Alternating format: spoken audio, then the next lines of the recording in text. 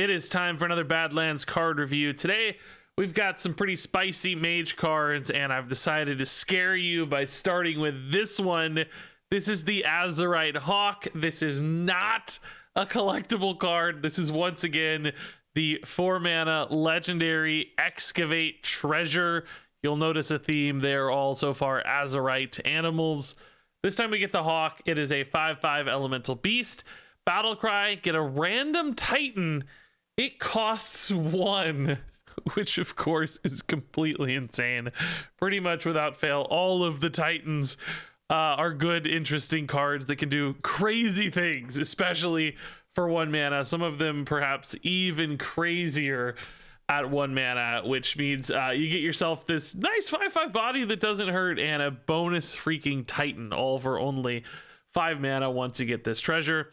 As is always the case, this is the 4th reward you'll get for excavating. Now, as we look at the mage excavate cards, we're gonna see a new one in this video: cryopreservation, freeze an enemy, excavate a treasure. You may remember this one was revealed super early on in the expansion reveals. Blast Mage Miner. It is definitely more expensive. So Mage does not have access to quite as many like mid-game or cheap excavate cards. There is, of course, the cryopreservation for 2.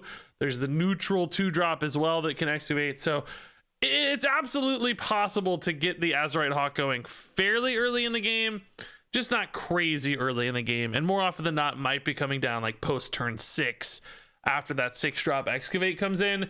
So although this is a 1-cost Titan, it's not going to be like a turn 5 1-cost Titan, at least without some shenanigans or extra help. So pretty rare to see it come down super early, which will hopefully lessen some of the blow of just how crazy swingy and powerful that might be.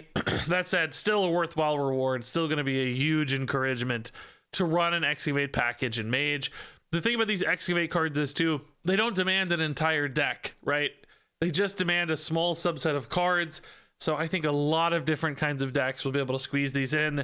We're also going to take a look at another kind of Excavate reward card here. This one will give you 2 secrets if you've excavated twice for only 4 mana, which again seems like a great payoff. So not a collectible card again, but something I expect you will probably see a lot of, because I think these feel kind of free to run in many cases, and the payoffs are just completely insane. Potentially singularly game-winning with these just absolutely nutty Azurite cards. This is yet another example of that in action.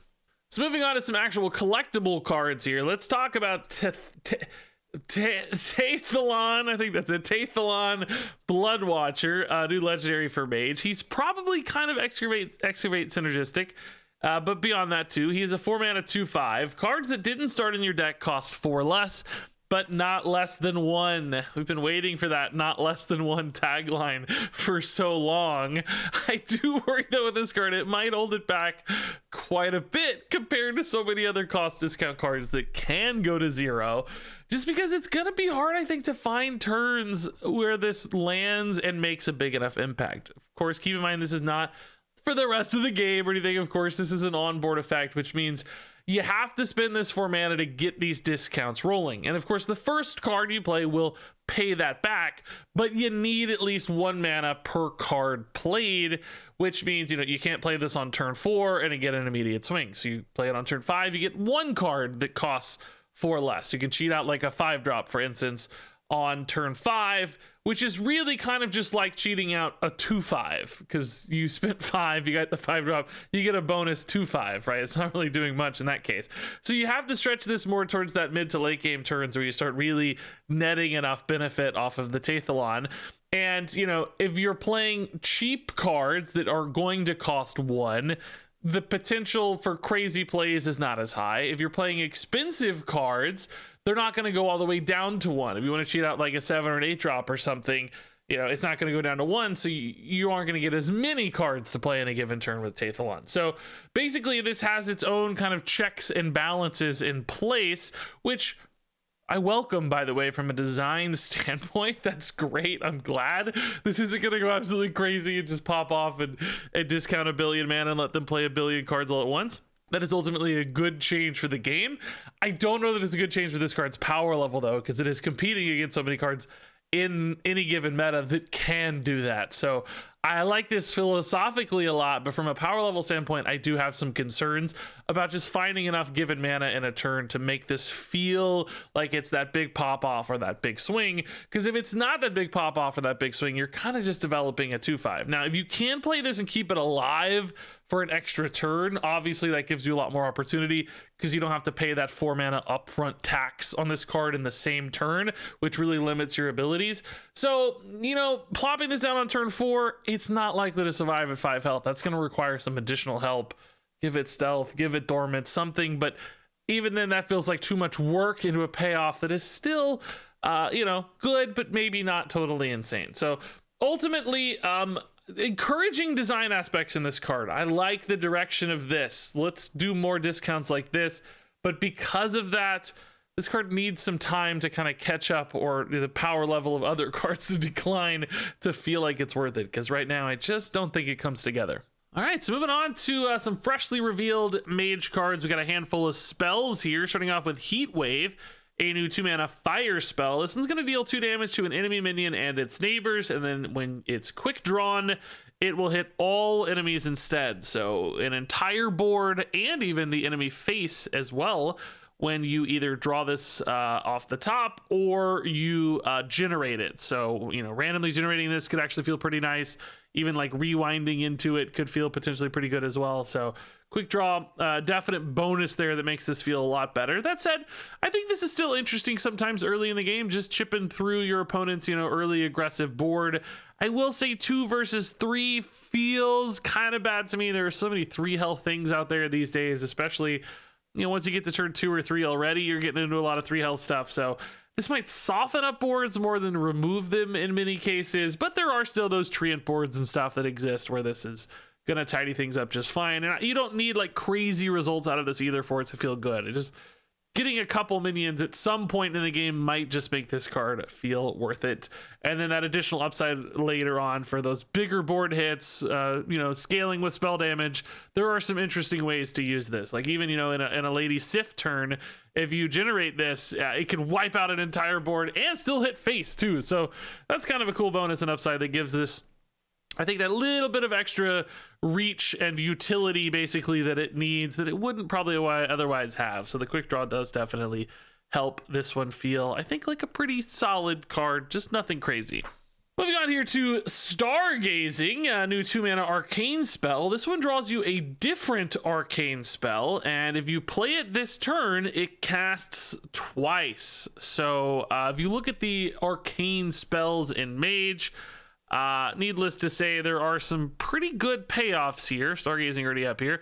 Like Light Show, for instance. Obviously, you want a lot of those going off in a Light Show deck.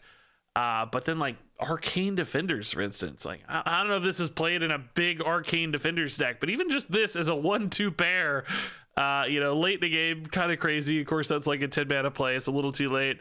But you can see here some things that don't suck, right? Just like a rewind. Okay, sure, I'll take a couple of rewinds. I think there's enough good arcane cards in a deck. We'll find it sometimes where it says, okay, I got 3 really awesome arcane cards. This is just a nice little cycle that gets me a bonus, whatever awesome thing that I want sometimes. So it's absolutely going to be worth it. Like I like the cards in my deck. They're good cards. I like getting extra copies of the good cards. And this is so targeted in that it's specifically arcane spells.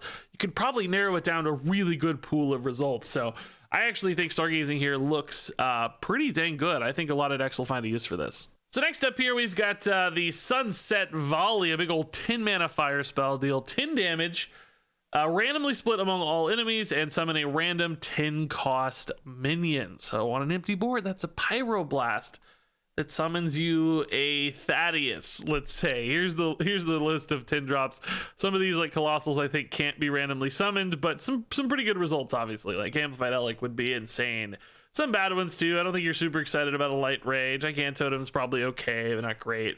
So ultimately, this is the kind of card I don't think really ever gets run. It's just really hard to squeeze a 10-mana card like this into your deck. A lot of the times that 10 damage randomly split is going to be against a big board of stuff where this just doesn't do enough damage and the 10 drop low rolls and you feel like you've wasted your entire 10 mana turn. But cards like this existing in the random pool of effects for things, you know, any kind of Prison of Yogg-Saron plays. That's going to create some crazy highlights and crazy moments, right? Occasionally, like randomly generating one of these, and even just, you know, like I got nothing else to do, let's send the 10, you know, like it's a lethal, it's a crazy 10 drop, I high rolled, you know, that sort of thing is absolutely going to happen. And then also of note is the Yogg Chaotic Tendrils. Those had some pretty bad 10 mana options in the past. This actually improves the tendril quality at 10 quite high. So for those decks that are getting to 10 on tendrils and replaying them a bunch, which we did like in Rogue and stuff as a meme, that could be a huge upgrade to that kind of game plan as well. So sadly, Yogg, of course, got nerfed super hard. So I don't know if tendrils are going to be as sensible, or they weren't even that good anyway before. But anyway, that's the sort of thing to keep in mind for this. Those random generations, those scenarios where you don't actually have to play this card. So I'm going to give this pretty weak score because I don't think anybody's actually going to run it. But I think it's a cool card that it exists. And sometimes it's important to just put those in the game so that we have those kind of crazy high rolls and crazy moments off cards like this. So moving on here to the Azurite Vein. This is a new secret for Mage, a 3-mana 1 secret. When the enemy plays a card on the turn that it entered their hand. So basically, if they quick draw it, it may not have to have the quick draw keyword, but effectively that's the same as quick draw. So either they drew it out of their deck, they generated it, etc. Get a copy that costs 0. And of course, this will only work on the first one that satisfies that trigger. So anytime your opponent plays off the top, or if they're generating some random stuff, the Azurite Vein here is going to hit. Now, sadly, that does mean that they have like some awesome card that's been sitting in their hand for a while, and it's like a big high mana thing that they're waiting to play. You're not ever going to get those big awesome things. You're only going to get the big awesome things if they happen to get it right away, draw into it. You know, they're digging for their big awesome thing, and they draw it this turn, but that's pretty unlikely. And I think this is going to be pretty easy for opponents to play around in many cases too. At any given point, just weave in a small top decked card, a small generated card, a small discovered card, and the Azurite Vein is going to go off, and you're going to get something that's not synergistic for you, probably fairly low cost. So the cost saving for you is not going to be significant either, which means, I don't think the Azurite Vein ever actually gets run in a deck. Even if you're running a full complement of secrets for some kind of secret synergy deck, this might get left out. It's just, I don't think it's going to pay off enough. There is theoretically some cards that didn't start in your deck synergies here, things like Romath and so on, but I don't think you'll need this for that either. I think you'd rather generate your own sorts of things. So this might just exist to dilute the secret pool for a card we're going to talk about a little later in the video. This one, the Reliquary Researcher, which is going to give you 2 random mage secrets, which does lower its power level a little, although I still think that card is nuts, so we're going to talk about that later. But for me, I just don't think this is a card we see played in a constructed deck list basically ever. I just don't think it does enough, nor is it disruptive enough. So just not a great secret. All right, so moving on to that Cryo Preservation we saw, new 2-mana Frost spell. This allows you to freeze an enemy and excavate a treasure. Notably, that freeze can hit minions or face. Face in particular, I think, is pretty important for freezes these days. You got all these like Odin warriors out there trying to hit you for 1 billion. Being able to buy yourself a turn by freezing out that attack can be a really valuable thing. Obviously, that is not the only example of face attacking classes. Ignis being in every class also makes a face freeze, I think, really relevant in Hearthstone these days as well, shutting down some of those like crazy Wind Fury weapon turns if you don't have that weapon removal. So I actually think the fact that this can go face is really important for this card. As we've said 1,000 times already, I think excavating treasures is going to feel really good, not only because you're advancing towards those crazy payoffs like the Azurite Hawk or that secret card we took a look at here, the Reliquary Researcher. Both of these things are cards you want to play, nice rewards. Sacrificing a little bit in order to get those treasures rolling isn't going to feel bad if the payoffs are good enough, and I think these payoffs are definitely good enough. Not to mention, remember, again, the treasures themselves are good cards. They're all way above rate for their effects. Like the 1-cost cards are good, the 2-cost cards are good, so on. So you're going to be putting great cards in your hand when you play for the Cryopreservation. Now, you know, a handful of treasures with Tathalon is this cool idea that it didn't bring up. I kind of teased he's a potential Excavate synergy card and then saved it for the Excavate discussion, but I don't think that's actually going to be good. Just to kind of circle back to this card, because a lot of these treasures I think you'll want to play as quickly as you can, like saving them up for one big Tathalon turn where you like discount your 3-cost treasures to 1 and try to play for a big swing doesn't seem worth it to me, because I think you're taking a little bit of a down tempo turn on these Excavate cards. You need to recover that quickly via the treasures kind of catching you back up. I think you're going to want to be playing those often as quickly as you can. But that said, I don't think cryopreservation here is much of a sacrifice, as I've seen some people commenting. I think it's going to be pretty easy to weave into a lot of scenarios. Sometimes freeze a big minion, sometimes freeze face. Sometimes you will absolutely just play this on 2, even if you don't care about freezing any given target, because you just want to advance your Excavates. And I think that's going to be okay, particularly just setting up for copies later as well. You got things like Rewind, get you more of these, get you more Excavates. Probably okay to just weave this in and get the Excavate gears turning against a lot of matchups. Other times, freeze a 3/3. Who cares? The game plan is moving toward Excavates. Save 3 health along the way. That's not a bad play at all. So I actually think this card looks pretty good, both for those late game, really significant targeted freezes, but also just Excavate cheap activations is going to be pretty valuable, I suspect. All right, so moving on here to the Reliquary Researcher that we teased. She is a 4-mana 3/5 battlecry. If you've excavated twice, cast 2 random Mage Secrets. And I think that's kind of nuts. That's cheating 6 mana worth of cards into play. I know we don't really pay 3 for secrets, but still 6 mana worth of stuff. And more importantly, I think, is the fact that they're random. It makes it really hard for the opponent to play around 2 random secrets coming down at the same time. Usually when we play around secrets, we kind of have some idea of what the opponent's deck is running, and we can kind of piece out, okay, I've gotten through, 1 objection and 1 counter spell, and okay, it's less likely to be objection at this stage because I already played 1, etc. Or both objections are gone. In this case, you just don't know. Throw your hands up there and just try to figure it out. It's going to be really frustrating. This is also going with that 3/5 body, so you're not like sacrificing anything on board here. This is just a big old pile of stuff, and I think it will actually hit on turn 4 more often than you might suspect. You've got the cryopreservation for 2. Play a couple of these. You got the 2-drop Kobold Excavate card as well in the neutral set. Play one of those on 2, 1 on 3. Reliquary Researcher on 4. That is going to be an enormous swing that helps you, set up and stabilize into your mid-game blow-ups like the Blast Mage Miner here. So I see that coming together as a really big mid-game win condition. Those big turn 4 stabilizations that just completely blow up the opponent's plans, or cause them a ton of problems along the way, or just kind of make them play suboptimally in many cases, doing things they don't want to necessarily do, playing a small minion to test around objection so they miss their 4 or 5 drop or whatever.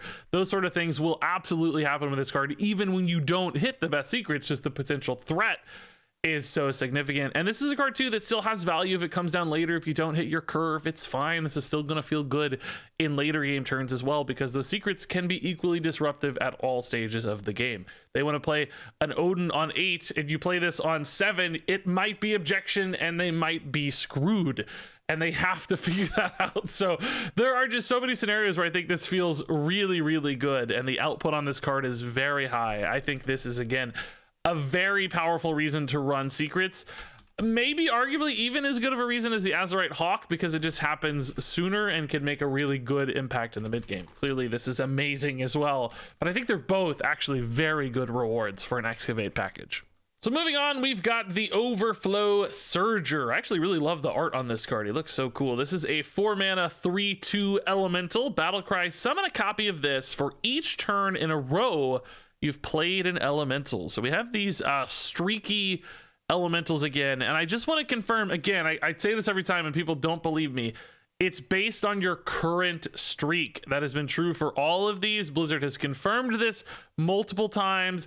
So in other words, if you play elementals on turns 1, 2, and 3, and then you didn't draw this on time, let's say you skip like turn 4, you finally draw this, you play it on turn 5, it's just going to be by itself. It's not going to remember the turns 1 through 3. It's not the max streak that you've had. It is your current streak, which means you cannot break the chain. You cannot miss if you want these cards to be good. And much like the other ones, I think that is going to be a problem. Sometimes it's hard to envision this in practice, but ultimately you can't have a turn where you miss in hero power. If you miss your 1-drop, for instance, leading into turn 4 with your Overflow Surger, that's going to suck. You're going to miss out on a 3/2, basically. God forbid you don't have an elemental to play on turn 3. You're screwed. Your Overload Surger just completely sucks. And I will say, even in the best case scenario where you do play this on curve on turn 4 and you've hit that 1, 2, 3 cost elemental, I don't think it's totally insane in that scenario either. The 2 health here in particular is really easy to clean up with various AoEs. You know, so many decks will have a very cheap time to deal with that. Just a couple small minion trades too kind of makes this feel like it gets cleaned up rather easily.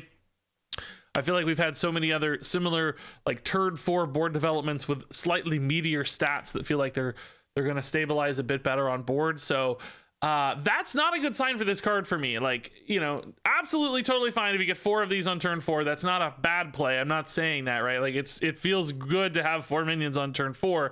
But number one, that's not going to happen all the time because you got to hit the early game. If you miss your turn 1, for instance, you're only getting 3 3/2s. That feels a lot worse. And then even when you do hit that, it's not like crazy. It's just solid. The 4 3/2s is not a crazy development. It's just solid. It's pretty easily tidied up.